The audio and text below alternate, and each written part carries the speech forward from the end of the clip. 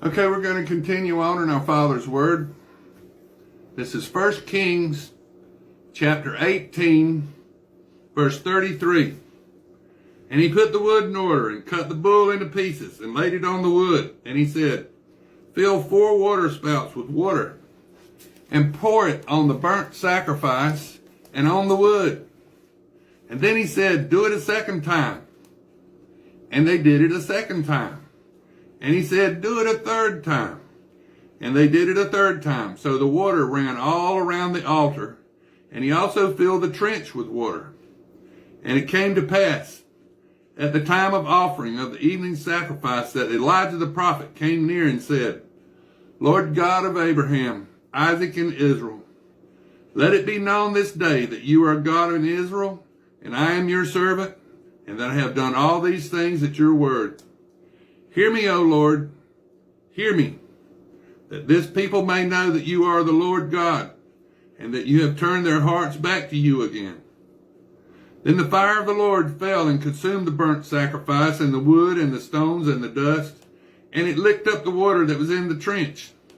Now when all the people saw it, on their faces, and they said, the Lord, he is God. The Lord, he is God. And Elijah said to them, seize the prophets of Baal. Do not let one of them escape.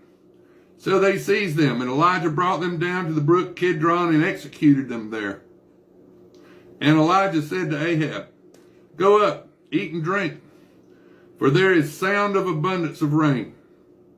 So Ahab went up to eat and drink, and Elijah went up to the top of Carmel.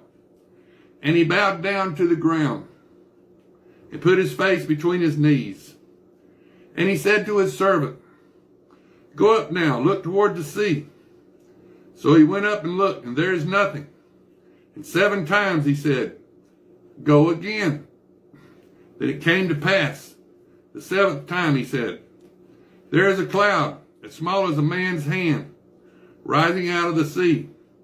So he said, go up, say to Ahab, prepare your chariot and go down before the rain stops you. Now it happened in the meantime that the sky became black with clouds and wind, and there was a heavy rain. So Ahab rode away and went to Jezreel. Then the hand of the Lord came upon Elijah, and he girded up his loins and ran ahead of Ahab to the entrance of Jezreel. Now this is 1 Kings chapter 19. And Ahab told Jezebel all that Elijah had done, and how he had executed all the prophets with the sword.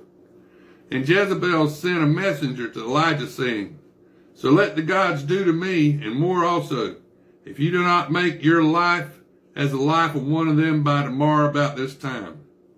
And when he saw that, he arose and ran for his life, and went to Beersheba, which belongs to Judah, and left his servant there. But he himself went a day's journey into the wilderness, and came and sat down under a broom tree. And he prayed that he might die, and said, it is enough. Now, Lord, take my life, for I am no better than my fathers. Then as he lay and slept under a broom tree, suddenly an angel touched him and said to him, arise and eat. Then he looked, and there by his head was a cake baked on coals and a jar of water. So he ate and drank and lay down again. And the angel of the Lord came back the second time and touched him and said, arise and eat, because the journey is too great for you. So he arose and ate and drank. And he went in the strength of the food 40 days and 40 nights, as far as Horeb, the mountain of God. And there he went into a cave and spent the night in that place. And behold, the word of the Lord came to him. And he said to him, what are you doing here, Elijah? So he said, I have been very zealous for the Lord God of hosts, for the children of Israel have forsaken your covenant, tore down your altars, and killed your prophets with the sword. I alone am left, and they seek to take my life. And then he said, go out, stand on the mountain before the Lord. And behold, the Lord passed by, and a great strong wind tore into the mountains and broke the rocks into pieces before the Lord. But the Lord was not in the wind, and after the wind, an earthquake. But the Lord was not in the earthquake, and after the earthquake, a fire. But the Lord was not in the fire, and after the fire, a still small voice. So it was, when Elijah heard it, that he wrapped his face in his mantle and went out and stood at the entrance of the cave. Suddenly, a voice came to him and said, what are you doing here, Elijah? And he said, I have been very zealous for the Lord God of hosts, because the children of Israel have forsaken your covenant, torn down your altars, and killed your prophets with the sword. I alone am left, and they seek to take my life. Then the Lord said to him, go, return on your way to the wilderness of Damascus. And when you arrive, anoint Hazael as king over Syria. And you shall anoint Jehu, the son of Nimshi, as king over Israel. And Elijah and Elisha, the son of Shaphat of Abel Maholah, you shall anoint as prophet in your place. It shall be that whoever escapes the sword of Hazael, Jehu will kill, and whoever escapes the sword of Jehu, Elisha will kill. Yet I have reserved 7,000 in Israel, all whose knees have not bowed to Baal, and every mouth that has not kissed him. So he departed from there and found Elisha, the son of Shaphat, who was plowing with 12 yoke of oxen before him, and he was the 12th. Then Elijah passed by him and threw his mantle on him. And he left the oxen and ran after Elijah and said, please let me kiss my father and my mother, then I will follow you. And he said to him, go back again, for what have I done to you?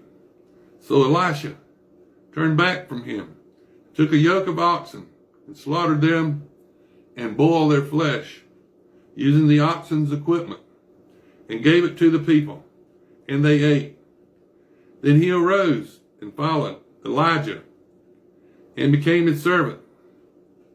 Now this is 1 Kings chapter 20. Now Ben-Hadad, the king of Syria, gathered all his forces together. 32 kings were with him, with horses and chariots. And he went up and besieged Samaria and made war against it. Then he sent messengers into the city to Ahab, king of Israel, and said to him, thus says Ben-Hadad, your silver and your gold are mine, your loveliest wives and children are mine. And the king of Israel answered and said, my lord, O king, just as you say, I and all that I have are yours. Then the messengers came back and said, thus speaks Ben-Hadad, saying, I have sent to you, saying, you shall deliver to me your silver and your gold, your wives and your children. But I will send my servants to you tomorrow about this time, and they shall search your house and the houses of your servants, and it shall be that whatever is pleasant in your eyes, they will put in their hands and take it. So the king of Israel called all the elders of the land and said, notice, please, and see how this man seeks trouble. For he sent to me for my wives, my children,